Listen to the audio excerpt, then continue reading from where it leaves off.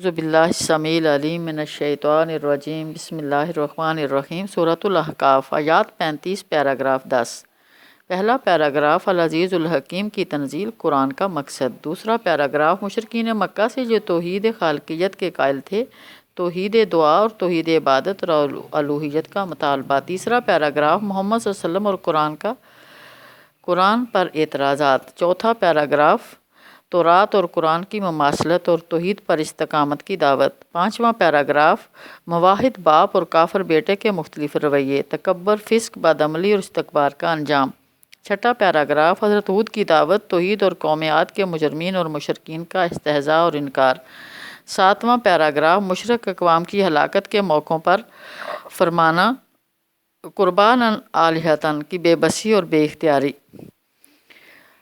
آٹھواں پیراگراف جنات کی ایک جماعت نے قرآن کا سنا اور جنات کے میں داعی اور مبلغین نواں پیراگراف توحید خالقیت سے آخرت پر استدلال دسواں پیراگراف وسلم کو صبر و عزم کی نصیحت اور فاسقین کو ہلاکت کی دھمکی مرکزی مضمون العزیز الحکیم کے نازل کردہ قرآن پر ایمان لا کر مشرک کہ قوم عاد کے انجام سے عبرت حاصل کر کے توحید پرست جنات کی طرح قرآن کے داعی اور مبلغ بن جاؤ زمانہ نزول یہ سورہ احقاف غالباً سورہ جن کے ساتھ غالباً دورہ طائف سے واپسی پر نخلا کے مقام پر شوال 10 نبوی میں ہجرت مدینہ سے 3 سال پہلے نازل ہوئی جب رسول اللہ پر سحر اور افطراء کے الزامات کی بازگشت تھی کتابی اعتبار سے یہ حوامیم کے سلسلے کی 7ویں اور آخری صورت ہے سورۃ الاحقاف کا کتابی ربط پچھلی سورت الجاثیہ میں فرعونیت کی وجوہات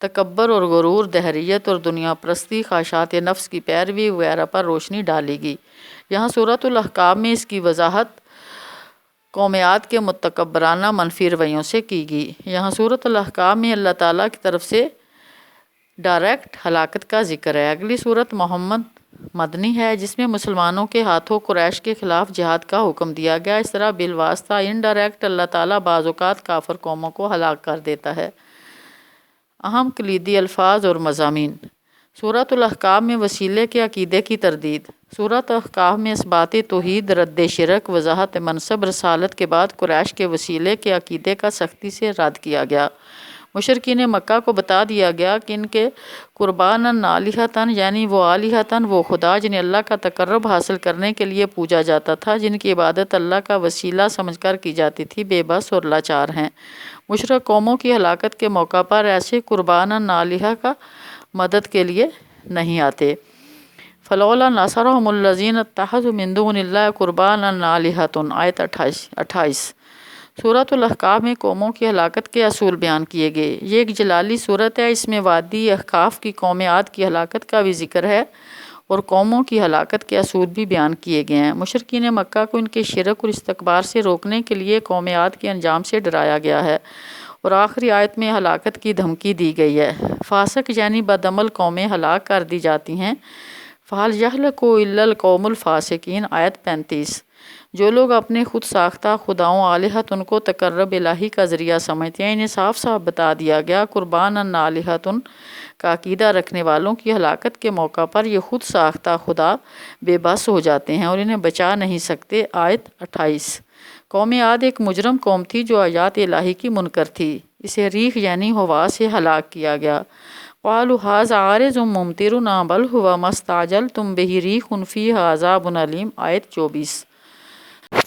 سورۃ الاحقاف میں جنات کے مسلمان ہو کر داعی بن جانے کا تذکرہ انسان کو غیرت دلائی گئی کہ تم سے تو جنات اچھے رہے وہ قرآن سن کر نہ صرف مسلمان ہوئے بلکہ داعی اور مبلغ بن گئے مسلمان ہونے والے جنات کے لیڈروں نے اپنی قوم سے کہا اللہ کے داعی کی دعوت پر لبیک کہو ایمان لاؤ تمہارے گناہ معاف ہو جائیں گے اللہ دردناک عذاب سے بچا لے گا یقومنا عجیب داعی اللہ وآمنوا بہ یغفر لکم من ذنوبکم ویجرکم من عذاب علیم آیت 31 سورہ احقاف میں قرآن کی خصوصیات کا بیان قرآن حکمت والے زبردست اللہ العزیز الحکیم کی طرف سے نازل کردہ ہے آیت 2 مشرکین مکہ کی طرف سے قرآن پر جادو سحر مبین کا الزام عائد کیا گیا ہے جسے رسول اللہ صلی اللہ علیہ وسلم نے گڑھ لیا ہے آیت 7 قرآن کی دعوت آخرت کو مشرکین مکہ نے قدیم جھوٹ افکن قدیم قرار دیا ہے۔ آیت 11۔ قرآن اور تورات میں مماثلت ہے، دونوں انسانوں کی امامت کے لیے بطور رحمت نازل کیے گئے ہیں۔ آیت 12۔ چنانچہ بنی اسرائیل کے ایک معقول شخص نے یہودیت چھوڑ کر اسلام قبول کر دیا، لیکن قریش نے تکبر سے کام لیا۔ سورۃ الاحقاف میں مشرکین کے منفی رویوں کا ذکر۔ مشرکین مکہ سے مجادلہ کیا گیا ہے کہ انہیں جنات کی طرح توحید قبول کرنے کا مشورہ دیا گیا۔ قرآن کی دعوت توحید کو مشرکین مکہ نے مسترد کر کے اعراض اور گریز کا رویہ اختیار کیا۔ آیت 3۔ شرک فی الدعا کی تردید کی گئی۔ خود ساختہ خدا من دون اللہ قیامت تک دعاؤں کا جواب نہیں دے سکتے۔ ومن اضل ممن یدعو من دون اللہ من لا یستجیب لہ الی یوم القیامۃ وہم عن دعائہم غافلون۔ آیت 5۔ مشرکین مکہ نے رسول وسلم پر افطراء کا الزام عائد کیا۔ آیت 8۔ اور اس کا جواب یہ دیا گیا کہ آپ وسلم کو کوئی نئی دعوت پیش نہیں کر رہے۔ آیت 9۔ بلکہ آپ وسلم آخری رسول ہیں اور تمام رسول یہی دعوت دیتے رہے ہیں۔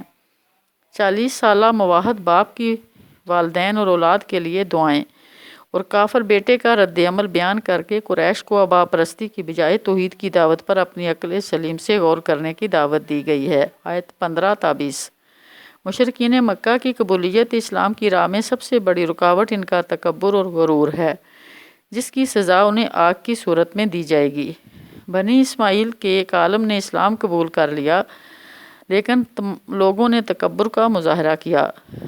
وَشَهِدَ شَاهِدٌ مِّن بَنِي إِسْرَائِيلَ عَلَىٰ مِثْلِهِ فَآمَنَ وَاسْتَكْبَرْتُمْ۔ آیت 10۔ روز قیامت متکبر لوگوں کو ذلت کا عذاب دیا جائے گا۔ فَالْيَوْمَ تُجْزَوْنَ عَذَابَ الْهُونِ بِمَا كُنتُمْ تَسْتَكْبِرُونَ فِي الْأَرْضِ بِغَيْرِ الْحَقِّ۔ آیت 20۔ سورۃ الاحقاف کا نظم جلی۔ سورۃ الاحقاف 10 پیراگرافوں پر مشتمل ہے۔ آیات 1 تا 3 پہلے پیراگراف میں العزیز الحکیم کی تنزیل، تخلیق کائنات اور قیامت کے مقصد کا بیان۔ تنزیل قرآن کا مقصد انسانوں کو تخلیق کائنات اور قیامت کی عدالت کی حکمت سے آگاہ کرنا ہے۔ آسمانوں اور زمینوں کو ایک مقررہ وقت تک کے لیے حق کے ساتھ پیدا کیا گیا ہے، یعنی ان کی تخلیق کا ایک مقصد ہے انسان کو زمین پر خلیفہ بنا کر اس کو اس کے دیے گئے اختیارات میں آزمانا ہے۔ لیکن انکار کرنے والے ڈرائے جانے پر گریز اور اعراض کا رویہ اختیار کر رہے ہیں۔ والذین کفروا عما انذروا معرضون۔ آیت 3۔